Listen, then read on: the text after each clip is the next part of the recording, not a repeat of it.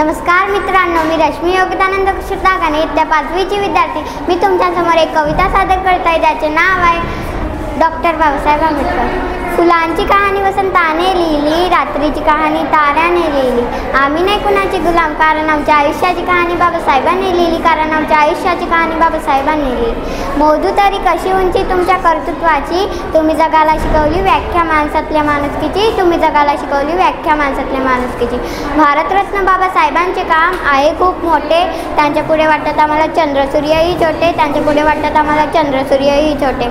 अंधारच होता ज्यांच्या नशिबी, ज्यांना प्रकाशाचं दान दिलं, तुमचे मानावे किती उपकार, तुम्हीच देशाला संविधान दिलं, तुमचे मानावे किती उपकार, तुम्हीच देशाला संविधान दिलं।